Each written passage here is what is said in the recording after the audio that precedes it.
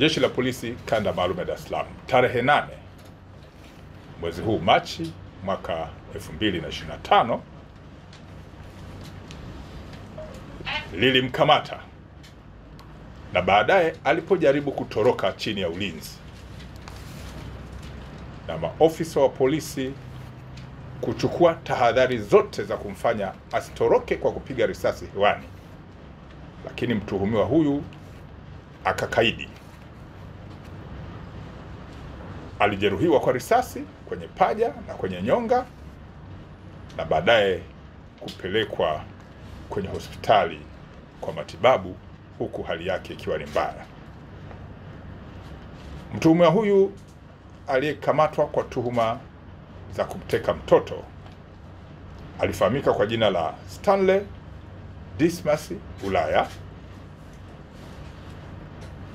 Baadaye ilikuja kubainika ni mkazi wa kata ya Nguruka, wilaya ya Uvinza, ambayo ipo mkoani Kigoma. Mtuhumiwa huyu kabla ya kujeruhiwa akijaribu kutoroka chini ya ulinzi, anatuhumiwa kufanya tukio tarehe 6 mwezi Machi mwaka huu wa 2025, tukio la kumteka mtoto mdogo wa kiume mwenye umri wa miaka 7 ambaye anasoma katika shule ya msingi Mbezi iliyo katika wilaya ya Ubungo jijini Dar es Salaam. Mtoto huyu aliyetekwa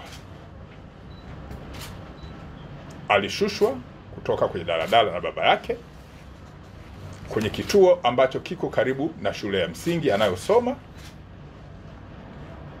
na hakurudi nyumbani mpaka saa 1 za jioni, wazazi walipoanza kumtafuta na baadaye kufanya mawasiliano na mwalimu wa shule ya msingi hiyo, ambaye aliwapatia namba ambayo ilikuwa kwenye daftari, ambapo mtuhumiwa huyu alikuwa akiipiga akitaka namba ya wazazi, na baadaye kupata namba za wazazi na kuanza kutaka pesa kwa vitisho kutoka kwa wazazi, pesa nyingi, kwamba wasipotoa mtoto yule watamdhuru, ikiwa ni pamoja na kumpotezea maisha yake.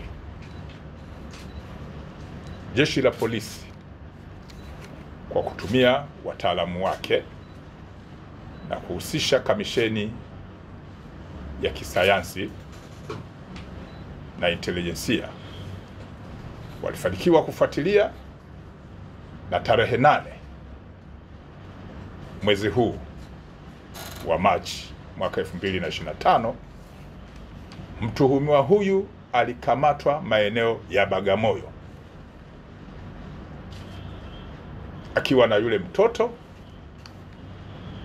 na akaletwa mpaka kituo cha polisi cha Oysterbay, wakati taratibu zingine za kisheria zikiwa zinafanyika za kutaka kumweka mahabusu, alikurupuka na kukimbia kutaka kutoroka chini ya ulinzi, ambapo jitihada za ziada za polisi zilifanyika za kupiga risasi juu kumtahadharisha, lakini akakaidi na baadaye akapigwa risasi mguuni na kwenye paja na akakamatwa tena, lakini hali yake ni mbaya. Alipelekwa hospitali kwa matibabu. Hali ya mtoto aliyetekwa imeonekana kuwa njema na taratibu zingine za kumchunguza zinaendelea kuhusiana na afya yake. Jeshi la Polisi kanda maalum ya Dar es Salaam linaendelea kulani vitendo vyote vya kihalifu vikiwemo vinavyohusisha masuala ya utekaji, lakini pia kuiba watoto na makosa mengine, na kwamba jeshi halitakuwa na huruma. Narudia, jeshi halitakuwa na huruma na watuhumiwa wa namna hii, litaendelea kuwashughulikia vikali, lakini kwa kuzingatia mifumo ya kisheria. Kwa majina naitwa Johnson Elisha Kolanya. Ilikuwa tarehe 6 siku ya Alhamisi saa 4 asubuhi. Nitoka nyumbani na mwanangu nampeleka shuleni. Tulipofika shuleni nikamshusha akaelekea shuleni. Nilikwenda kazini kwangu, nilifanya kazi zangu. Nilipofika jioni saa 1 kapigia simu kwamba hajarudi nyumbani. Tulipopiga simu hajarudi nyumbani, tukawa tumepiga simu mwalimu wake wa darasa. Mwalimu wake akatuambia kwamba bora mmenipigia, kuna namba ilikuwa inanisumbua sasa hivi. Chukueni namba ipigieni, sababu kwa nataka namba mzazi wa mwanao.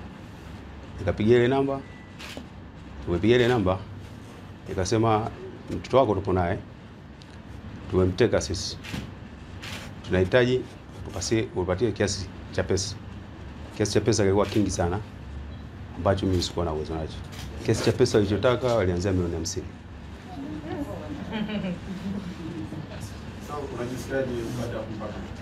Najisikia furaha sana. Nimefurahi sana kupata mtoto wangu. Nashukuru sana Jeshi la Polisi Tanzania. Nashukuru sana serikali ya Mama Samia. Nashukuru sana Jeshi la Polisi kanda maalum Dar es Salaam kwa kazi kubwa waliyofanya.